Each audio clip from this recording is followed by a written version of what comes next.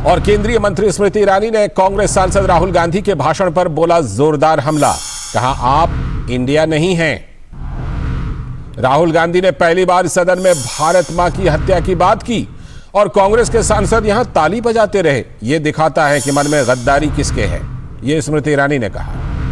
और इससे पहले बहस के पहले दिन यानी मंगलवार को कांग्रेस सांसद गौरव गोगोई ने बहस की शुरुआत की थी। बीजेपी की ओर से निशिकांत दुबे ने जवाब दिया था भाग लेकर। चर्चा जब पूरी हो जाएगी तो कल संभावना है कि 10 अगस्त को प्रधानमंत्री नरेंद्र मोदी द्वारा इस अविश्वास प्रस्ताव पर जवाब दिया जाएगा। तो अविश्वास प्रस्ताव पर चर्चा के दौरान लोकसभा में कांग्रेस सांसद राहुल गांधी और केंद्रीय मंत्री स्मृति ईरानी के बीच मणिपुर के मुद्दे पर तीखी तकरार देखने को मिली। कुछ ही दिन पहले मैं मणिपुर गया, हमारे प्रधानमंत्री नहीं गए, आज तक नहीं गए, क्योंकि उनके लिए मणिपुर हिंदुस्तान नहीं है।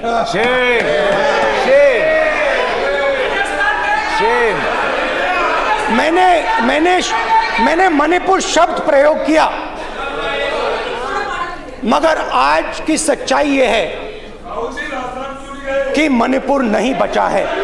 मणिपुर को आपने 2 भाग में कर दिया है, मणिपुर को आपने बांट दिया है। अभिन्न अंग है, खंडित न था, न है, न कभी होगा। इनके यूपीए के अलायंस के एक नेता ने तमिलनाडु में एक वक्तव्य दिया है। पुनः कहती हूं कि भारत का मतलब मात्र उत्तर भारत। मैं आज गांधी खानदान से, कांग्रेस पार्टी से पूछना चाहती हूं, क्या भारत केवल उत्तर भारत है? अगर दम है तो अपने पार्टनर को मुंह तोड़ जवाब दे, अगर हिंदुस्तान में आस्था रखते हैं। तो ये वार पलटवार अविश्वास प्रस्ताव पर चर्चा के दौरान और कांग्रेस सांसद राहुल गांधी की ओर से फ्लाइंग किस दिए जाने के मामले ने तूल पकड़ लिया है। बीजेपी सांसदों ने इसे अभद्रता करार दिया है। फ्लाइंग किस करते हैं? क्या हो गया राहुल गांधी को? इतनी महिलाएं बैठी हुई हैं, मतलब कोई तमीज नहीं है उनको क्या? बहुत पीड़ा हुई है। बाकी उनका भाषण क्या था? भारत माता की हत्या कर दी। राहुल गांधी, आप चाइना से दोस्ती की बात करें, फंडिंग लें, भारत माता अजेय है और अमर है। तो ये लगातार जो वार पलटवार है पक्ष और विपक्ष के बीच अविश्वास प्रस्ताव के दौरान, ये चल रहा है संसद भवन के अंदर भी और बाहर में भी। अनुज यादव हमारे संवाददाता जुड़ चुके हैं संसद से हमारे साथ इस पर और ज्यादा चर्चा करने के लिए। अनुज, सबसे पहले यही चर्चा की राहुल गांधी आज बोले। कल पहले तो बात थी कि कल ही बोलेंगे, लेकिन आज बोले, और आज बोले तो कम से कम 2 कंट्रोवर्सी खड़ा करके चले गए। एक तो सबसे पहली बात, भारत मां की हत्या वाली बात कह दी, कांग्रेस सांसदों ने ताली बजा दी। और दूसरी बात, महिलाओं के साथ अभद्रता का मुद्दा बीजेपी उठा रही है। ये दोनों चीजें ऐसा लगता है कि राहुल गांधी बोले और बीजेपी के हाथ में थमा गए। लालचंद्र, ये तो कई बार इस तरह की बातें देखने को मिली हैं कि राहुल गांधी जब भी सदन के अंदर या सदन से बाहर कोई बयान देते हैं तो वो चर्चा का विषय बनता है। आज बिल्कुल अविश्वास प्रस्ताव पर चर्चा है और काफी गर्मागर्म चर्चा है, हंगामेदार चर्चा है। लेकिन हाँ, उनके कुछ बयानों को लेकर चर्चा के दौरान जो उन्होंने टिप्पणियां की, इस पर सिर्फ सत्ता पक्ष ने विरोध नहीं जताया, बल्कि लोकसभा स्पीकर ने भी नाराजगी जाहिर की है। जिस तरीके से उन्होंने कहा कि भारत माता की हत्या की गई है, उसके बाद लोकसभा स्पीकर ने भी उनको टोकते हुए इस बात को कहा कि संसद की मर्यादाओं को ध्यान में रखते हुए आप अपना जो है अपना भाषण दें। उसके बाद जिस तरीके से फिर जाते जाते एक कंट्रोवर्सी और खड़ी हो गई। भारतीय जनता पार्टी की जितने सांसद हैं उन्होंने तो बकायदा एक सिग्नेचर कैंपेन चलाकर लोकसभा अध्यक्ष को चिट्ठी दी है और इस पर कार्रवाई की मांग की है। जाते जाते जिस तरह का वो एक अभद्र व्यवहार करके गए हैं, जिस तरीके से भाजपा ने कहा फ्लाइंग किस के रूप में जो करके गए, उसको लेकर काफी नाराजगी जाहिर की गई है। और जितने भी सांसद, महिला सांसद हैं, उन्होंने कुल मिलाकर बात यही है कि वो आखिर मुद्दे से भटकते क्यों हैं? भारतीय जनता पार्टी ने, केंद्रीय संसदीय मंत्री ने यही बात की, चर्चा आप लेकर आए, अविश्वास प्रस्ताव आप लेकर आए, मणिपुर जैसे गंभीर मुद्दे को लेकर चर्चा होनी चाहिए थी, तो राहुल गांधी मुद्दे से भटक क्यों जाते हैं? ये एक सबसे बड़ा चर्चा का विषय आज संसद में देखने को मिला। दूसरी सबसे बड़ी बात यही है कि जिस तरीके से आपने, ठीक है, सत्ता पक्ष के ऊपर आरोप लगाना, उनको कटघरे में खड़ा करना, उनको घेरना, निश्चित तौर पर यह विपक्ष की जिम्मेदारी बनती है कुछ मुद्दों को लेकर, लेकिन राहुल गांधी जैसे बड़े नेता को, जो कांग्रेस के बड़े नेता हैं और जो उनके घटक दल हैं, जब वो इस तरह की टिप्पणी कर रहे थे तो ना सिर्फ कांग्रेस बल्कि उनके घटक दल भी जो उनके गठबंधन में शामिल हैं वो तालियां बजा रहे थे। कम से कम इसकी गंभीरता को देखनी चाहिए थी विपक्ष के बाकी सदस्यों को भी। तो कुल मिलाकर लालचंद्र, ये भले ही अविश्वास प्रस्ताव पर राहुल गांधी की, हम कह सकते हैं कि सत्ता पक्ष भी कल से इंतजार कर रहा था कि राहुल गांधी आएंगे तो क्या बोलेंगे, लेकिन राहुल गांधी क्या बोलकर गए ये पूरे देश को आज पता है। और अब मणिपुर मुद्दे पर चर्चा नहीं बल्कि राहुल गांधी के बयान पर अब सदन के अंदर चर्चा हो रही है। अनुज, आज चर्चा में कुछ बड़े नामों के द्वारा हिस्सेदारी की बात आ रही है, जैसे कि केंद्रीय गृह मंत्री अमित शाह आज संबोधित कर सकते हैं, केंद्रीय वित्त मंत्री निर्मला सीतारामन संबोधित कर सकती हैं, और कौन कौन से बड़े नाम हैं जो आज चर्चा में हिस्सा ले सकते हैं? अनुज, देखिए, बिल्कुल, क्योंकि मणिपुर का जो मुद्दा है, वहां की जो घटना है, उसकी पूरी मॉनिटरिंग केंद्रीय गृह मंत्रालय कर रहा है। अमित शाह खुद इस मामले को देख रहे हैं, कई बार वो मणिपुर में जा भी चुके हैं, और जिस तरीके से अभी विपक्ष की तरफ से जो भी आरोप लगाए गए हैं मणिपुर की घटना को लेकर, मणिपुर के मुद्दे को लेकर, उस पर केंद्रीय गृह मंत्री बिंदुवार एक एक सवाल का जवाब देंगे। और आज 4:30 या 5 बजे के आसपास जो है उनकी चर्चा में वो भाग लेंगे और जवाब देंगे। इसके अलावा जो केंद्रीय वित्त मंत्री हैं निर्मला सीतारमण हैं, वो भी चर्चा में हिस्सा लेंगी।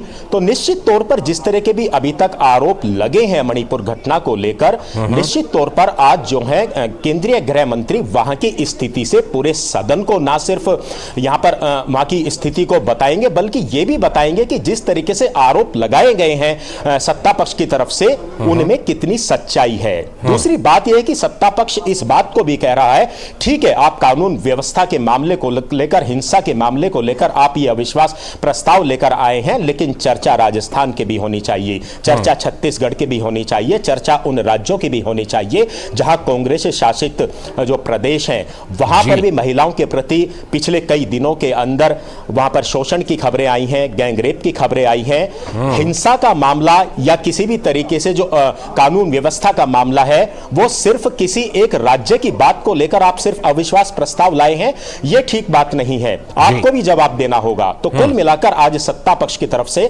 केंद्रीय गृह मंत्री अमित शाह भी विपक्ष को पूरी घेरने की कोशिश करेंगे। बिल्कुल, और जरूर ये दिलचस्प होगा बहस ये देखना, निश्चित तौर पर जिस तरह से अविश्वास प्रस्ताव के दौरान दोनों पक्ष एक दूसरे पर वार पलटवार कर रहे हैं। बहुत बहुत शुक्रिया अनुज जुड़ने के लिए और इस खबर पर चर्चा करने के लिए। वक्त है अभी एक ब्रेक का, और ब्रेक के बाद जब लौटेंगे तो करेंगे आज की खास चर्चा, और आज की खास चर्चा भी संसद में चल रही बहस और जो कुछ मुद्दे हैं उसमें क्या मुद्दा लेकर उठाया गया और किन मुद्दों पर बात हो रही है, इन सभी मुद्दों पर हम करेंगे बात। इसी पर करेंगे आज खास चर्चा। देखते रहिए डीडी न्यूज। समाज की बेड़ियां तोड़कर हासिल किए अनोखे मुकाम, उज्जवल भविष्य के स्वप्न के साथ उन्मुक्त गगन में भरी उड़ान, बाधाओं के बंधन काटकर साबित की अपनी पहचान। जो अपने बुलंद हौसलों से सामाजिक बेड़ियां तोड़कर लिख रही हैं वीरता की गाथाएं। मैं उन्मुक्त, मैं स्वच्छंद, मेरा ध्येय अनंत, मेरी दिशा अनंत। मिलिए इन प्रेरणादायक शख्सियतों से मेरे साथ कार्यक्रम तेजस्विनी में, सिर्फ डीडी न्यूज पर।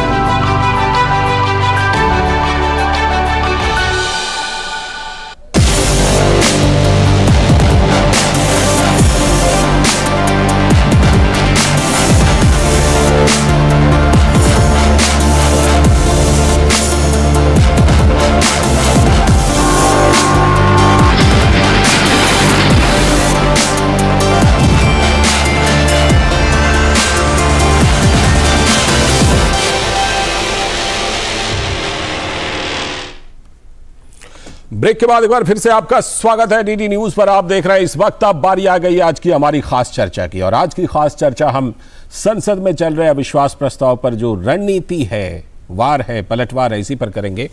लोकसभा में आज दूसरे दिन भी अविश्वास प्रस्ताव पर चर्चा जारी।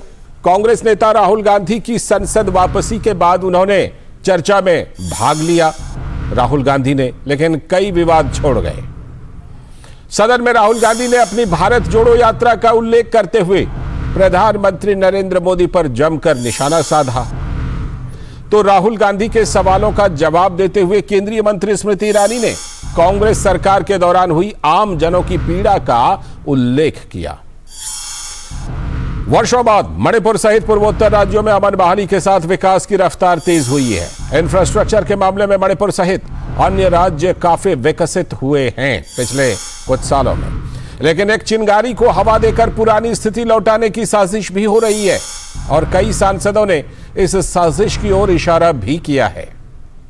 तो सवाल यह है कि अविश्वास प्रस्ताव पर यह चर्चा सिर्फ मणिपुर को लेकर ही है, तो फिर संसद में इसकी चर्चा पर गृह मंत्री के बयान से क्या दिक्कत थी? बयान तो उन्हीं को मणिपुर पर देना था। कांग्रेस सांसद गौरव गोगोई ने कहा यह तो उनकी मजबूरी थी, इसीलिए यह अविश्वास प्रस्ताव लाना पड़ा। तो क्या मजबूरी थी जिसके तहत यह अविश्वास प्रस्ताव लाना पड़ा?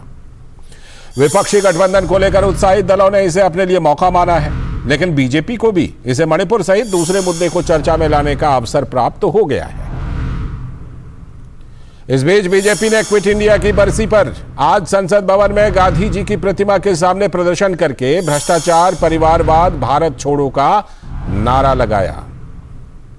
संसदीय दल की बैठक में कल पीएम मोदी ने भारत छोड़ो आंदोलन का जिक्र करते हुए देश में भ्रष्टाचार और परिवारवाद को खतरा बताया था। विपक्षी दलों के गठबंधन में परिवारवाद के बढ़ते असर पर लोगों का ध्यान आकर्षित करने के लिए बीजेपी ने यह अभियान अपनी तरफ से चलाया है। तो जानकार मानते हैं कि इससे पहले भी तो पीएम मोदी ने क्विट इंडिया मूवमेंट की तर्ज पर गंदगी भारत छोड़ो का नारा दिया था, और इसका असर पूरे देश में हुआ था। तो संभावना है कि इस बार प्रधानमंत्री नरेंद्र मोदी ने जो भ्रष्टाचार और वंशवाद भारत छोड़ो का नारा दिया है, इसका भी काफी असर हो सकता है। तो संसद में अविश्वास प्रस्ताव पर बहस जारी है, और केंद्रीय गृह मंत्री अमित शाह भी आज अविश्वास प्रस्ताव पर चर्चा में जब हिस्सा लेंगे तो मणिपुर पर खास तौर पर जवाब वो जरूर देंगे। आज राहुल गांधी ने लेकिन चर्चा में भाग लेकर यह साबित कर दिया कि उनका गोल सिर्फ मिशन 2024 है। मौजूदा हालात पर चर्चा में विपक्ष की कोई दिलचस्पी नहीं है। तो इन तमाम उठापटक के बीच बीजेपी नेता रविशंकर प्रसाद ने कहा कि प्रधानमंत्री नरेंद्र मोदी ने आह्वान किया है जिसमें 3 बातें कही गई हैं: परिवारवाद भारत छोड़ो, भ्रष्टाचार भारत छोड़ो और तुष्टीकरण भारत छोड़ो। उन्होंने कहा कि अगर देश के लोकतांत्रिक अस्तित्व को बचाना है तो इन तीनों को भारत छोड़ना होगा। केंद्रीय मंत्री अनुराग सिंह ठाकुर ने भी कहा कि इन बुराइयों को तो भारत छोड़ना ही होगा। आज जब भारतवर्ष अपने अमृत काल में प्रवेश कर गया है और 2047 में 2047 में अपनी आजादी के 100 वर्ष पूरे करेगा, तो हमारे लोकप्रिय प्रधानमंत्री नरेंद्र मोदी जी ने एक बहुत बड़ा आह्वान किया है। जब अमृत काल 75 ईयर्स चल रहा है, उन्हें 3 आह्वान किया है: परिवारवाद भारत छोड़ो, भ्रष्टाचार भारत छोड़ो,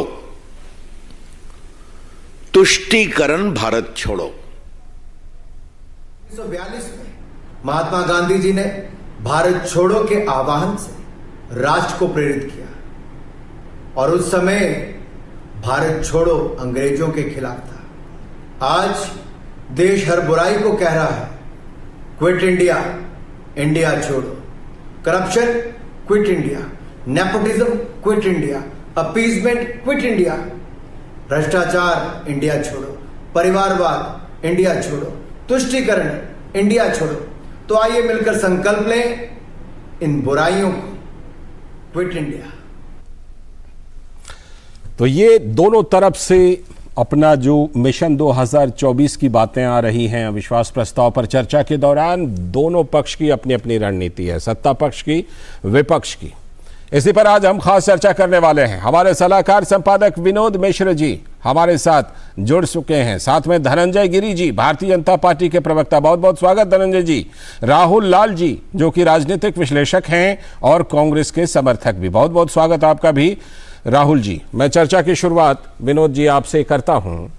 सबसे बड़ा सवाल यही कि देखिए, जब मणिपुर पर बात मुझे लगता है कि या तो बहुत कम हो रही है या हो ही नहीं रही है, कुछ सांसद तो मणिपुर पर उठा भी नहीं रहे हैं, तो बात फिर यही होती है कि ऐसी कौन सी मजबूरी थी जो गौरव गोगोई कहते हैं कि अविश्वास प्रस्ताव लाना पड़ा। विनोद जी। लाल जी, मैं अगर आपके रिपोर्ट में आऊँ उससे पहले आज ये देखिए, आज राहुल गांधी के लिए और कांग्रेस के लिए एक बड़ा दिन कहा जा सकता है जी, कि कम से कम 135-36 दिन के बाद राहुल जी आज संसद में लौटे कल। हाँ। और आज उन्होंने लोकसभा की चर्चा में भी भाग लिया और अविश्वास प्रस्ताव में भी उन्होंने हिस्सा लिया। तो ये कहा जा सकता है कि कांग्रेस की ये कल से ही तैयारी थी कि राहुल गांधी इस चर्चा में हिस्सा लेंगे, लेकिन पता नहीं कांग्रेस की क्या मजबूरी थी, उस लिस्ट में से उनका नंबर 1 जो था उसको बाद में हटा के आज के लिए उनको प्रस्तावित किया गया था जी। लेकिन राहुल गांधी ने तो एक्शन में वही किया जो 2018 का, अगर आपको याद होगा, जो नो कॉन्फिडेंस मोशन पे बोलते हुए राहुल गांधी ने जो बोलते अपनी बात खत्म की, तो सबसे पहले उन्होंने सामने साथ में बैठे हुए उनको आंख मारी और उसके बाद वो आके प्रधानमंत्री मोदी के गले लग गए और गले मिले या गले पड़े, उसके बाद में अलग अलग व्याख्या हुई, सबकी अपनी अपनी सही बात। हाँ, तो लेकिन वो सीधे आके उठ के और प्राइम मिनिस्टर को जाके, मोदी जी को जाके और उनसे गले लग गए। आज जैसे उन्होंने अपनी भाषण खत्म की और भाषण खत्म करने के बाद ये देखिए, इतने दिन 5 साल के बाद फिर वही घटना उन्होंने दोहराई है। और वो चलते चलते, जैसे उनको ऐसी आदत नहीं है लोकसभा में बोलने के बाद कि कम से कम दूसरे का भी वो सुन लें, ऐसा वो अक्सर करते नहीं है। और अपनी बात खत्म करके जैसे वो निकले और स्मृति ईरानी खड़ी हुई, तो जैसे स्मृति ईरानी का आरोप है कि उन्होंने फ्लाइंग किस मारा था। अच्छा, तो ये एक उन्होंने महिला सांसदों ने, बीजेपी के महिला सांसदों ने इसको एक अभद्रता को मान के स्पीकर से शिकायत भी की है। लेकिन एक बड़ा सवाल ये है कि आप एक गंभीर मुद्दे पे देश के सामने में लाने की कोशिश कर रहे हैं और ला रहे हैं, तो उस समय में एक तरह हरकत जो आपने 2018 में की, वही हरकत आपने 2023 में भी किया है, उसी चीज को दोहराया है। रही बात, जब मैं आपकी रिपोर्ट पे आता हूँ तो इसमें जो आप अपनी रिपोर्ट में बता रहे थे कि मिशन 2024 कैसे हो गया, जाहिर सी बात है कि अगले साल इलेक्शन होने वाला है, तो कोई भी पॉलिटिकल पार्टीज अपने अपने एजेंडे को सामने में रखेंगे और कोशिश करेंगे कि उसी एजेंडे को लेके वो पब्लिक में जाए, जनता के बीच में जाए। तो यही सी कोशिश में कि आप देखिए कि जो गौरव गोगोई की बात आप कह रहे थे कि कल उसने जो अपना प्रस्ताव दाते समय में उन्होंने कही थी कि ये हमारी मजबूरी है जी, क्योंकि उनको पता है कि लोकसभा में इतनी बहुमत बीजेपी की अपनी खुद है और अगर आप एनडीए को जोड़ लीजिए तो उनके पास में प्रचंड बहुमत है जी जी। तो इस अविश्वास प्रस्ताव की चर्चा करना और बात करना बेमानी होगी संख्या के बाल पे देखें। लेकिन उनका कहना था कि हम इस मकसद से लाए थे कि प्राइम मिनिस्टर मोदी को हम इस बात पे बोलने के लिए मजबूर करेंगे और वो आएंगे। तो जाहिर सी बात है कि उनका जो अपना एक संकल्पना है इसको लेके, उसमें वो विपक्षी एकता की जो मुहिम है, जो INDIA की उनका है, कि उनको एक मंच की तरह से इस अविश्वास प्रस्ताव को इस्तेमाल करना चाहते हैं। तो इसके एवज में आपने देखा कि बीजेपी ने आज जो जिस तरह का अभियान शुरू किया है क्विट इंडिया मूवमेंट के बरसी पे, तो आप ये देखिए कि ये भी अपने आप में है और लोगों को काफ़ी आकर्षित भी कर सकती है इन सब चीज़ें। जब प्राइम मिनिस्टर मोदी, आप देखिए स्वच्छता के समय में 2014 के साथ में जब उन्होंने कहा, ये क्विट इंडिया के इसी बरसी पे उन्होंने कहा था कि ये भारत छोड़ो का अब का जो अभियान होना चाहिए, उसको उन्होंने गंदगी भारत छोड़ो का अभियान दिया और देश में उसका बड़ा जन समर्थन भी मिला था। तो ये बिहेवियर चेंज का जो स्लोगन पीएम ने जब जब दिया है, उसका देश में इम्पैक्ट पड़ा है। यही बात जब आज जो बीजेपी के लोग, प्राइम मिनिस्टर ने जो कल पार्लियामेंट्री बोर्ड की मीटिंग में बात रखी थी कि ये क्विट इंडिया मूवमेंट के समय में भारत में ये जो बुराई है, जो आने वाले जनरेशन को सबसे ज्यादा उसको परेशान करने वाली होगी, कि अंग्रेजों भारत छोड़ो के वक्त में अब जो है उसके सामने चुनौती परिवारवाद भारत छोड़ो, ये जो वंशवाद भारत छोड़ो और ये जो अपीजमेंट भारत छोड़ो का उन्होंने ये स्लोगन जो दिया है, तो ये देखना पड़ेगा कि इसकी जो अभी उसका इम्पैक्ट लोगों में कितना पड़ता है और किस तरह से पड़ता है। लौटता हूँ आपके पास और मैं धनंजय गिरी जी के पास भी जाऊंगा, लेकिन पहले राहुल जी के पास ही चलता हूँ। राहुल लाल जी, अभी विनोद जी जिक्र कर रहे थे 2018 के व्यवहार का, आज 2023 है, 5 साल में कुछ नहीं बदला।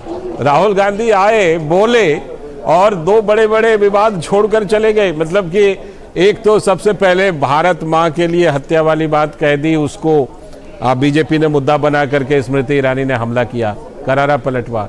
और दूसरा ये महिला अभद्रता वाली जो शिकायत है, बताएं कि मतलब 5 साल में कुछ नहीं बदला। लगता है राहुल जी ने 5 साल में कुछ नहीं सीखा क्या?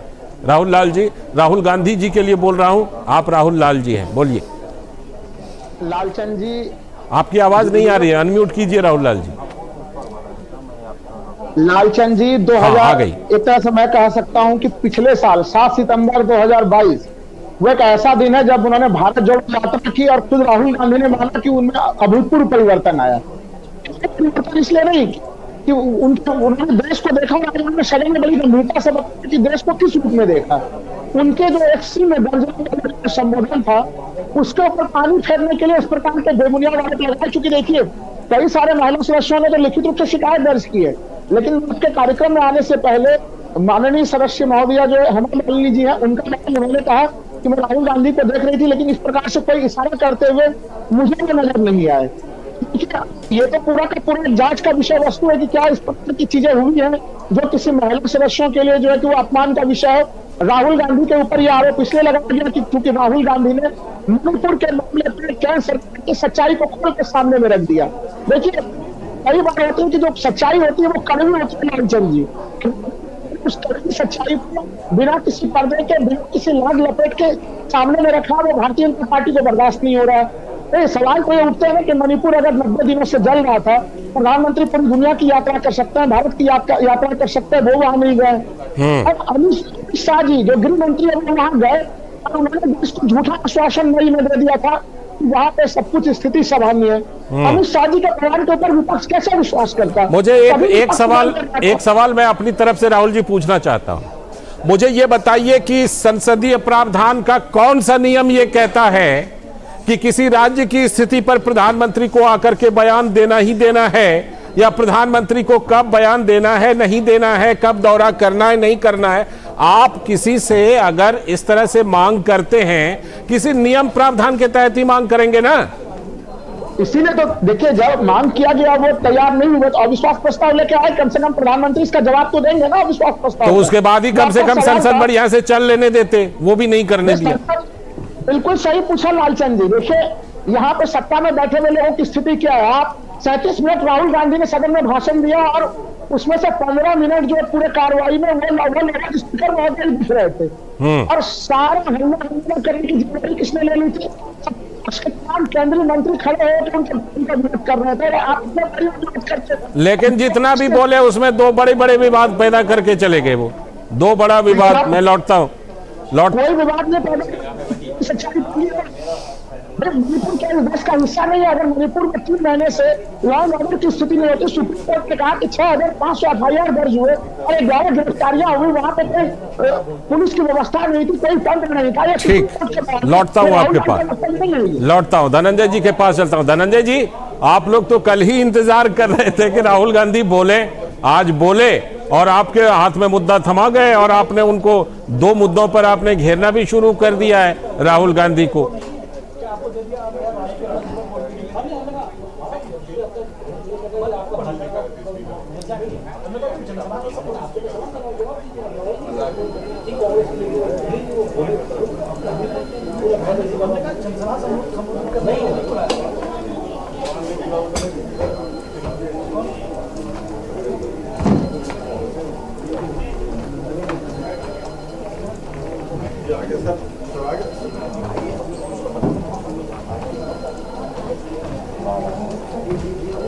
धनंजय जी, आपकी आवाज हम तक पहुंच नहीं रही है, मैं लौटता हूं। तब तक जरा आपकी आवाज, आप दोनों की आवाज, राहुल जी की भी ठीक से नहीं आ रही थी, तो मैं तब तक आवाज आप दोनों की ठीक होए मैं लौटता हूं। तब तक मैं विनोद जी के पास चलता हूं। विनोद जी, जिस तरह से ये मामला तूल पकड़ रहा है, लगता है कि एक तरफ तो ये विवाद है, लेकिन दूसरी तरफ ये भी लग रहा है कि अविश्वास प्रस्ताव के बहाने, जिसका जिक्र आपने किया कि ये लगता है मिशन 2024 की तैयारी है और तू डाल डाल मैं पात पात। भारतीय जनता पार्टी ने वो 3 स्लोगन दे दिए, परिवारवाद भारत छोड़ो, भ्रष्टाचार भारत छोड़ो, तुष्टीकरण भारत छोड़ो।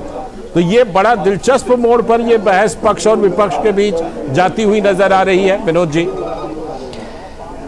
ना जी देखिए, सबसे तो इम्पोर्टेंट ये है कि ये संसद जो है वो चर्चा का आप कह सकते हैं कि एक बड़ा संस्थान है, एक बड़ा मंदिर आप कह सकते हैं। तो उसमें हर पॉलिटिकल पार्टीज़ का अपना अपना एजेंडा होता है, हर पॉलिटिकल पार्टीज अपनी तरफ से अपनी बात रखते हैं। लेकिन सवाल ये है कि आप जिस चीज़ को लेके बात सामने में लाना चाहते हैं, जिस विषय को लेके आप चर्चा करना चाहते हैं, उस विषय पे और आपकी गंभीरता नहीं दिखती है जी।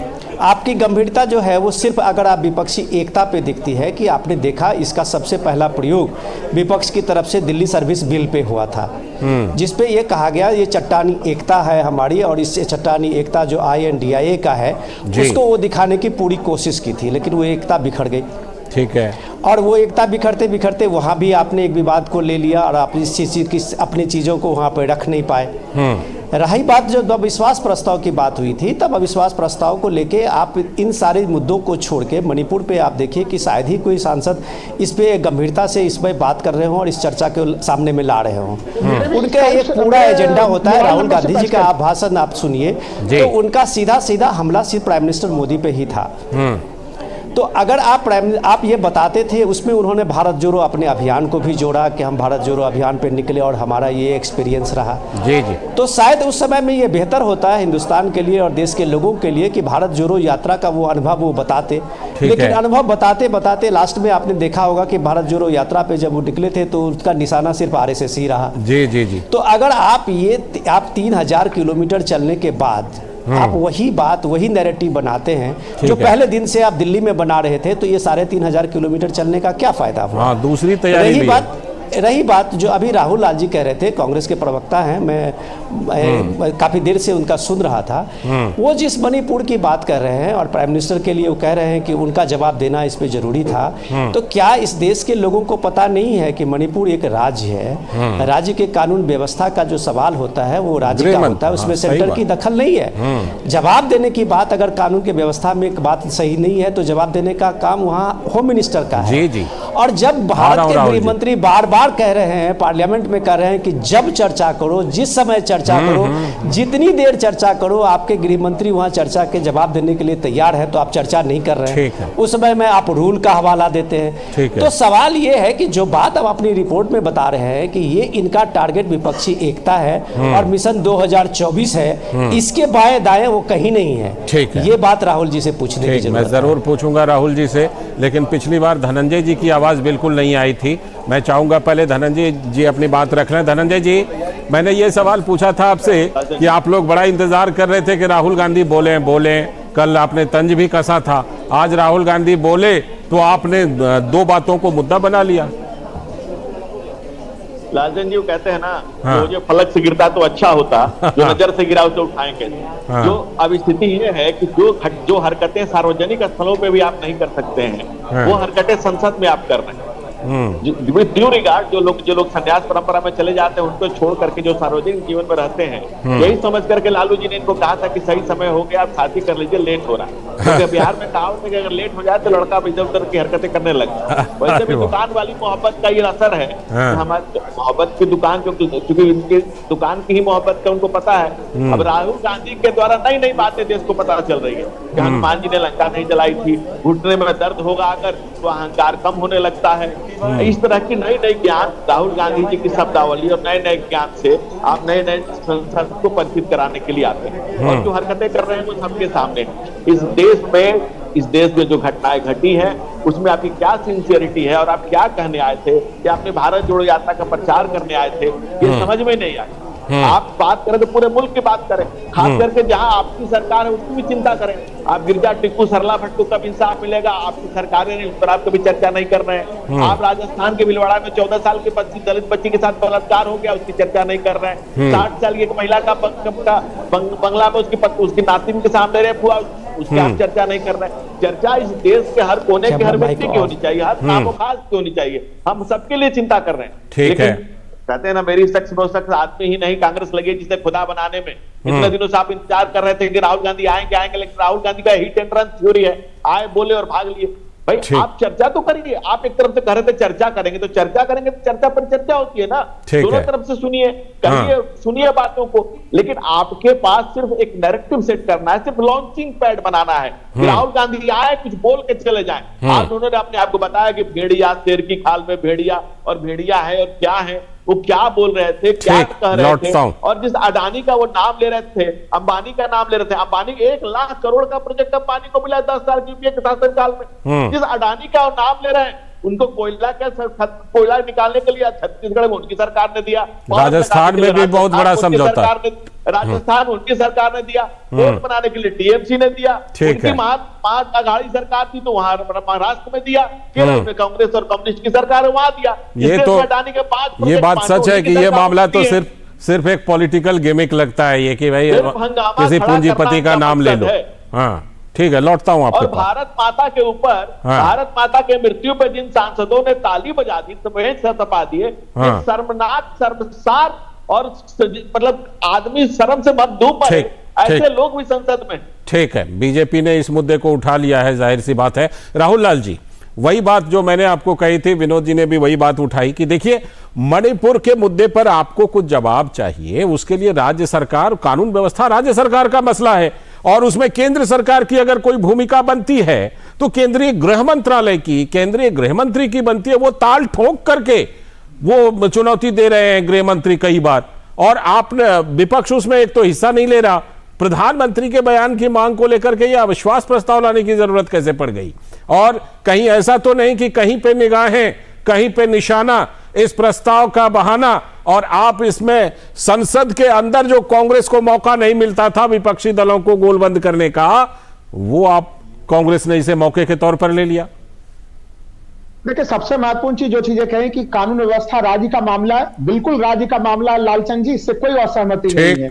लेकिन हमें यह भी चीज देखना पड़ेगा कि ये सरकार डबल इंजन के नैरेटिव पे आती है। मणिपुर में जब चुनाव होते हैं ट्रिका कहा जाता है, प्रधानमंत्री जाते हैं कहते हैं केंद्र में हम है, राज्य में भी हमें लाइए और डबल इंजन की मजबूती को देखिए। तो वैसे स्थिति में जब आप डबल इंजन की बात करेंगे तो जिम्मेवारी केंद्र की भी बनेगी और जिम्मेवारी राज्य सरकार की भी बनेगी।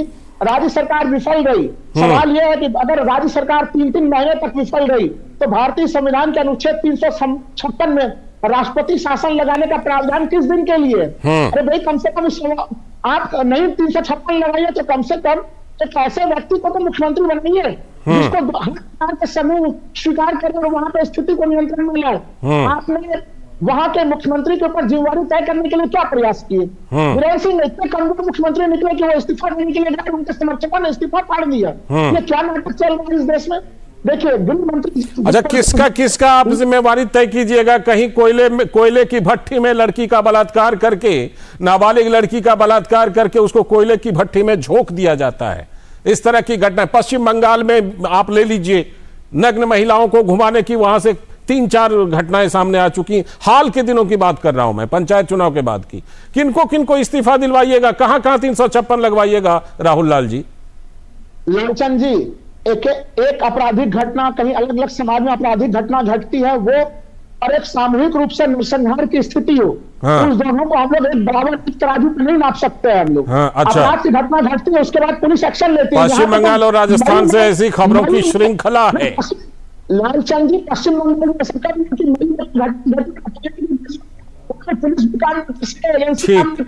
ठीक है, स्थितियां मणिपुर की एक्स्ट्रा ऑर्डिनरी सिचुएशन है। धनंजय जी आ रहा हूं आपके पास। हाँ, हम लोग उसकी तुलना करते हैं, हम लोग मणिपुर की गंभीरता को प्रयास करते हैं। ठीक है, लौटता हूं आपके पास, लौटता हूं आपके पास, लौटता हूं। और एक बात जरूर कहूंगा, आपने कहा डबल इंजन की ये लोग बात कहते हैं। डबल इंजन कोई संवैधानिक व्यवस्था नहीं है, कोई संवैधानिक टर्म नहीं है। लेकिन आप जो संसद में कार्यवाही रोक करके कहते हैं कि प्रधानमंत्री बयान दें, उसके लिए आपको एक नियम तलाशना पड़ेगा। किस नियम के तहत ऐसा आप करते हैं?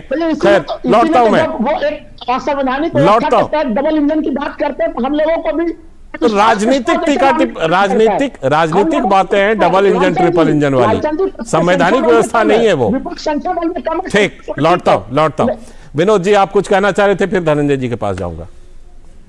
राहुल जी, जो अपना नैरेटिव दे रहे थे, अब ये पार्टी का नैरेटिव में आपने बहुत सही जवाब दिया है उनको, और ये बताना उनको जरूरी है कि क्या किसी स्टेट को आप इसलिए केंद्र को जिम्मेदार ठहराएंगे क्योंकि वहाँ बीजेपी की सरकार है? मैं वही कह रहा था कि डबल इंजन कोई संवैधानिक ये बात राहुल नहीं है। जी, ये कौन सा संविधान पढ़ के आप लोग आते हैं, इस बहस में शामिल होते हैं, इस तर्क अपनी तर्क देते हैं? आप जो बात कर रहे थे, आपका आरोप है, वो धनंजय जी बैठे हुए हैं, वो बेहतर जवाब देंगे जवाब सही। लेकिन सबसे इंपॉर्टेंट चीज है कि जो नैरेटिव यहाँ बात राहुल जी यहाँ बैठ के कर रहे हैं, वही नैरेटिव वहाँ बताने की कोशिश हो रही है पार्लियामेंट में इतने दिनों से।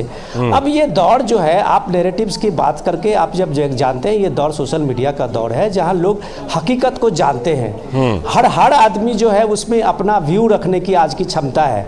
आप किस किस को जाके ये नैरेटिव बताएंगे? इंपॉर्टेंट चीज जो है, जो बात आज बीजेपी ने जो मुद्दा उठाया है कि आपके जो विपक्षी गठबंधन है, उस विपक्षी गठबंधन जो इंडिया गठबंधन आप कहते हैं INDIA का, उसमें आप देखिए कि उस 26 दलों में से 13 दल ऐसे हैं जिनका आधार ही परिवार है, जिनका आधार ही वंशवाद है, उसी पर बीजेपी का प्रहार है, उसी पे बीजेपी का ये प्रहार है। बाकी आप धनंजय जी से पूछ लीजिए। सही बात। धनंजय जी आप ये बताएं, एक तो उन्होंने, राहुल जी ने पूछा कि भाई मणिपुर में आपने एक्शन नहीं लिया, 356 तक का एक्शन ले सकते थे, और दूसरी बात ये कि आपने भी, लगता है कि ये जो अविश्वास प्रस्ताव वाला पूरा चक्र चला है, आपने भी इसको एक मौके के तौर पर लिया है, संसद के अंदर से लेकर के बाहर तक।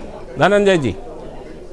लालचंद जी देखिए, जिस दिन प्रधानमंत्री जी बोलेंगे उस दिन, और जब गृह मंत्री जवाब देंगे, इसके पर तरह चीजें उखड़ने लगेंगी और सच्चाई सामने आने लगेगी। मणिपुर में पिछले 15 मुख्यमंत्री कांग्रेस के रहे और 7 दशकों तक कांग्रेस वहां राज करती रही। एक पहले मुख्यमंत्री दूसरे हुए और 2 बार से हमारे मुख्यमंत्री 6 साल से हमारी सरकार है। इसके अलावा जो स्थितियां मणिपुर की रही, गोल्डन ट्रायंगल, वह कहा जाता था, मतलब वो तस्करी का केंद्र हो चुका था। जी, ड्रग्स व्यापार का।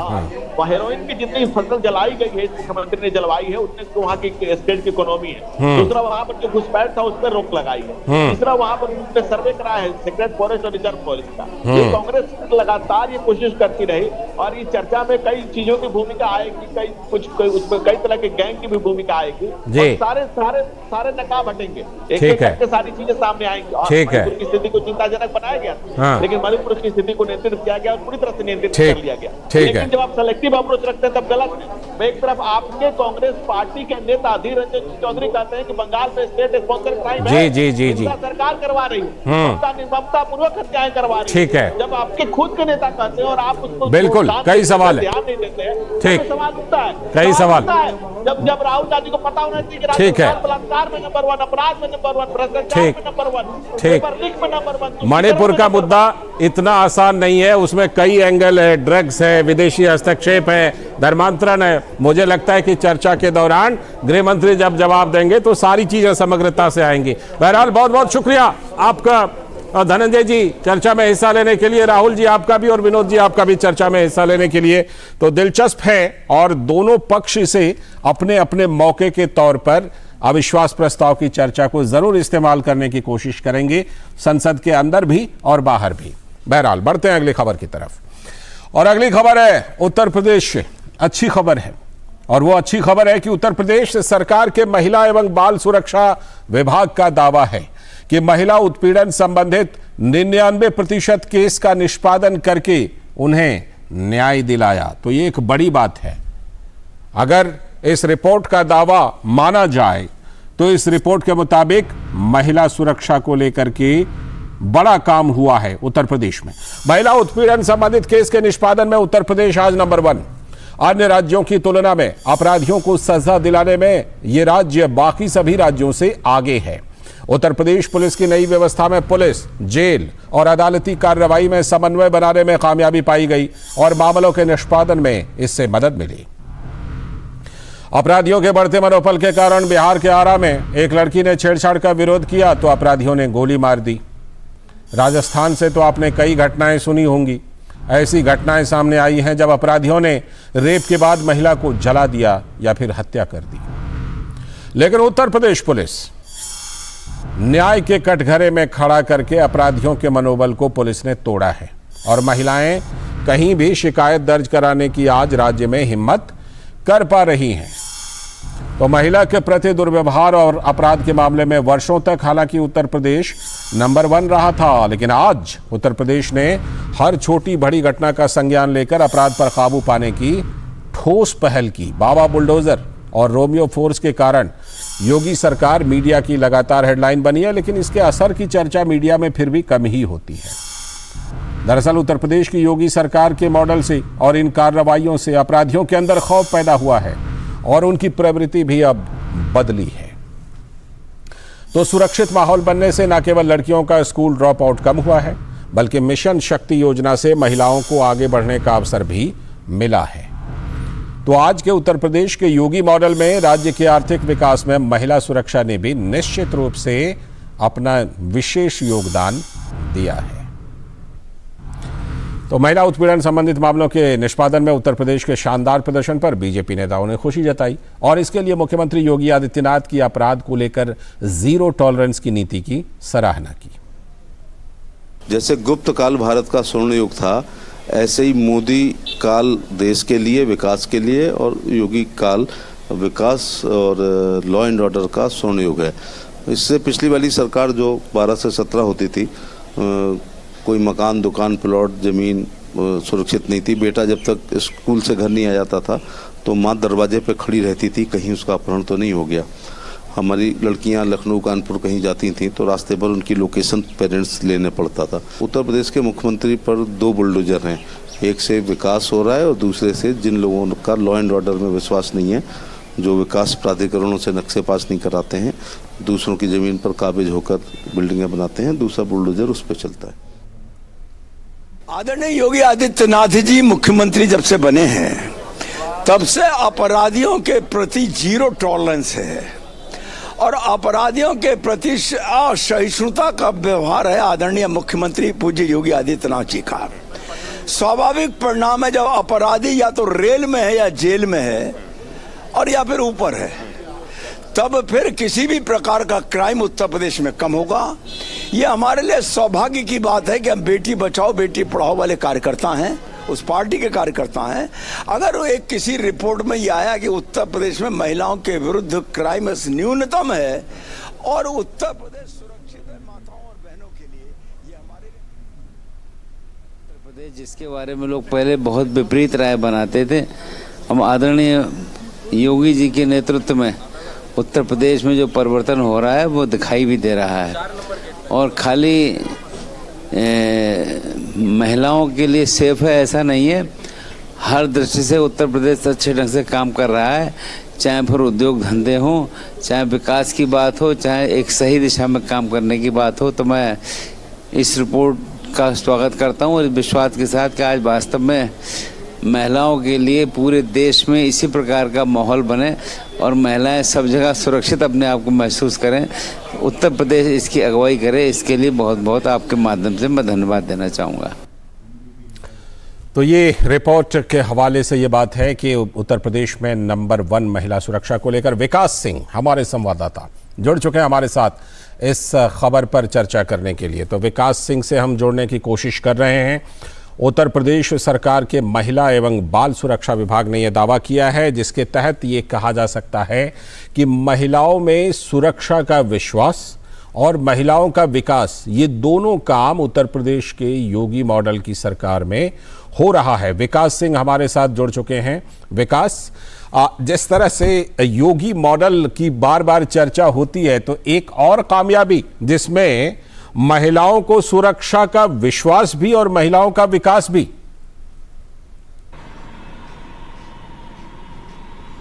जी बिल्कुल सही कह रहे हैं लालचंद, और बिल्कुल यही एक सबसे बड़ा योगी सरकार का काम था। कानून व्यवस्था की अगर बात करें उत्तर प्रदेश में जिस तरीके से काम किया गया था पिछले 6 वर्षों में, हमने देखा था कि जब योगी 2.0 की सरकार आई, इससे पहले जब चुनाव हो रहे थे तो हम हर जगह जहां गए वहां पर हमने देखा कि योगी आदित्यनाथ की रैलियों में हमने खास तौर से देखा कि महिलाओं ने बढ़ चढ़कर हिस्सा लिया। सबसे बड़ी बात जो एक ब्रांड बन गया है, यूपी में बाबा हैं, और बाबा हैं तो फिर डर काहे का। हमने देखा पश्चिमी उत्तर प्रदेश में, हमने देखा पूर्वांचल में, हमने देखा किस तरीके से संगठित अपराध के खिलाफ योगी आदित्यनाथ की सरकार ने कार्रवाई की। मुख्यमंत्री योगी आदित्यनाथ की जीरो टॉलरेंस की नीति पूरी तरीके से अपराधियों अपराधियों के खिलाफ काम की और इसके साथ ही साथ महिलाओं के लिए जो महिला सुरक्षा के लिए काम किए गए, चाहे मिशन शक्ति चलाया गया, यहाँ पर बेटी बचाओ बेटी पढ़ाओ अभियान चलाया गया, और खासतौर से मिशन शक्ति की जो यहाँ पर उन्होंने शुरुआत की, मुख्यमंत्री योगी आदित्यनाथ ने लगातार खास तौर से पिंक बूथ बनाए गए, महिला पिंक बूथ बनाए गए, और इसके साथ साथ यूपी पुलिस में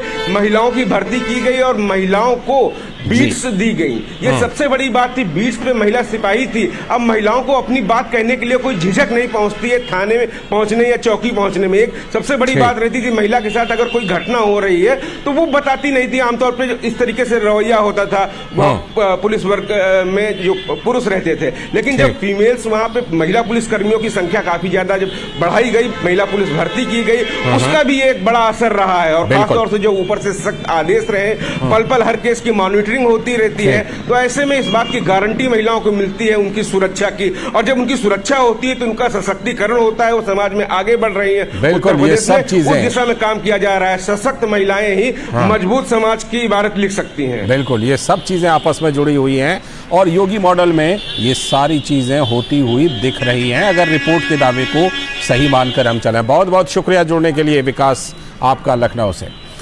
और अब एक और बड़ी खबर, और बड़ी खबर, महत्वपूर्ण खबर देश की सबसे बड़ी अदालत से। दरअसल सुप्रीम कोर्ट में जम्मू कश्मीर से अनुच्छेद 370 को निरस्त किए जाने को चुनौती देने वाली याचिकाओं पर सुनवाई इन दिनों चल रही है। सुप्रीम कोर्ट में 370 हटाने को जो चुनौती दी गई है, उन सभी याचिकाओं को क्लब करके इस पर सुनवाई चल रही है। तो प्रधान न्यायाधीश जस्टिस DY चंद्रचूड़ की अगुवाई में 5 जजों की संविधान पीठ इस मामले पर सुनवाई कर रही है। सुप्रीम कोर्ट ने सुनवाई के दौरान साफ तौर पर एक बड़ी बात कही। आर्टिकल 370 पर ब्रेक्सिट जैसे जनमत संग्रह का कोई सवाल ही नहीं है। और यह क्यों कहा सुप्रीम कोर्ट ने? क्योंकि याचिकाकर्ताओं के वकील कपिल सिब्बल ने आर्टिकल 370 को निरस्त करने के लिए ब्रेक्सिट जैसे जनमत संग्रह का उदाहरण दे दिया था। तो सुप्रीम कोर्ट ने क्या कहा? सुप्रीम कोर्ट ने कहा कि भारत एक संवैधानिक लोकतंत्र है, जहां इसके रहने वालों की इच्छा केवल स्थापित संस्थानों के जरिए ही सुनिश्चित की जा सकती है और मत संग्रह की जरूरत नहीं है। वरिष्ठ अधिवक्ता कपिल सिब्बल ने इस बात पर जोर दिया कि राजनीतिक लाभ के लिए संविधान में हेरफेर नहीं किया जाना चाहिए। तो इस पर मुख्य न्यायाधीश चंद्रचूड़ ने जवाब दिया और इस बात पर प्रकाश डाला कि भारत जैसे बड़े लोकतंत्र में लोगों की राय स्थापित संस्थाओं के माध्यम से ही होनी चाहिए। और सुप्रीम कोर्ट ने पूछा कि आर्टिकल 370 अस्थायी व्यवस्था से स्थायी कैसे हो गई थी? इसके पहले भी समय समय पर सर्वोच्च अदालत पूछता रहा है यही वाला सवाल। तो विकास सारथी, जो बड़ी पैनी नजर रखते हैं सुप्रीम कोर्ट से जुड़ी खबरों पर, वो हमारे साथ जुड़ चुके हैं। विकास, क्या कुछ सुप्रीम कोर्ट ने ये जो कहा, कपिल सिब्बल ने क्या ये मांग कर दी थी कि ब्रेक्सिट जैसा यहां पर रेफरेंडम हो? इसके जवाब में सुप्रीम कोर्ट को साफ तौर पर यह बात कहनी पड़ी कि भारत जैसे बड़े देश में इसकी जरूरत नहीं है और इसका प्रावधान नहीं है। बिल्कुल, इसकी जब दलीलें कपिल सिब्बल रख रहे थे तो वो ये बात लगातार कह रहे थे कि सरकार जो भी निर्णय लेती है वो कहीं ना कहीं लोगों के क्या मंशा है उसके मुताबिक होना चाहिए। तो उसी में उन्होंने अपनी दलीलें रखते हुए मिसाल ब्रेक्सिट की दे डाली, जिस पर चीफ जस्टिस ने उन्हें टोका और ये कहा कि ब्रेक्सिट की मिसाल यहाँ पर काम नहीं करती है। हमारे यहाँ एक डेमोक्रेसी है जिसमें निर्णय लेने का, इस तरह के निर्णय इस तरह की वोटिंग से नहीं होते कि आप रेफरेंडम कराएं। रेफरेंडम की कोई व्यवस्था नहीं है। जो भी निर्णय है वो संवैधानिक संस्थाएं हैं, उसके लिए उनके मुताबिक निर्णय लिए जाते हैं। लोगों की जो इच्छा है वो भी उसी तरीके से उसका ध्यान रखा जाता है। तो ये एक जिक्र जो उन्होंने किया था उसको सीधे से नकार दिया सुप्रीम कोर्ट ने। और यहाँ पर इससे पहले भी सुप्रीम कोर्ट ने जब सुनवाई जब वो कर रहा था तो कुछ महत्वपूर्ण सवाल उठाए थे, जैसे जब 370 हटाने के जो अधिकार को चुनौती दी गई है तो वो उसमें ये बात, अगर प्रोविजंस को हम देखें तो ये अस्थायी व्यवस्था मानी जाती है 370 और 35 से। तो इसको अगर अस्थायी किसी व्यवस्था को हटाया जाता है तो उसके क्या परिणाम होंगे, उसका क्या असर होगा, इस तरह के सवाल भी संविधान पीठ ने कपिल सिब्बल से पूछे थे। कपिल सिब्बल नेशनल कॉन्फ्रेंस के एक नेता की तरफ से यहाँ पर पेश हो रहे हैं और उनकी दलीलें अब तक यही रही हैं कि जो निर्णय लिया गया उसमें वहां के लोगों की रजामंदी नहीं थी, तो उसी के चलते ये मिसाल दी गई। अभी अगर बात करें सुनवाई की, तो ये सुनवाई लंबी चलेगी, इस तरह के बहुत से मौके आएंगे, क्योंकि जो आर्ग्यूमेंट शुरुआत ही हुई है वो याचिकाकर्ताओं की तरफ से की गई है। कपिल सिब्बल लगातार बहस अपनी रख रहे हैं कि उनके हिसाब से इसमें कहां पर संवैधानिक त्रुटियां हैं। हालांकि कोर्ट अभी सवाल जवाब केवल इस चीज को लेकर के कर रहा है कि इसको लेकर के जो एक अंडरस्टैंडिंग है उसको तैयार कर रहा है कोर्ट। लेकिन ये जो ब्रेक्सिट का मसला था, इसको सीधे सीधे चीफ जस्टिस ने नकार दिया, ये कहते हुए कि भारतीय व्यवस्था में इस तरह के रेफरेंडम का कोई स्थान नहीं। ठीक, बिल्कुल, ये बात एकदम बिल्कुल सही है। और सुप्रीम कोर्ट खुद भी समय समय पर, जब आर्टिकल 370 था उस समय बार बार सुप्रीम कोर्ट ही दरियाफ्त करता रहता था कि ये तो अस्थायी व्यवस्था है, स्थायी है नहीं। जाहिर सी बात है इस पर सुनवाई में सारी बातें समग्र रूप से आएंगी। बहुत बहुत शुक्रिया आपका जुड़ने के लिए विकास सारथी हमारे साथ। और इसी के साथ आज के इस वक्त में इतना ही। हमारी पूरी टीम को दीजिए अनुमति, कल फिर इसी वक्त हम लेकर हाजिर होंगे। इस वक्त और इस बीच डीडी न्यूज पर खबरों और कार्यक्रमों का सिलसिला लगातार जारी है। नमस्कार।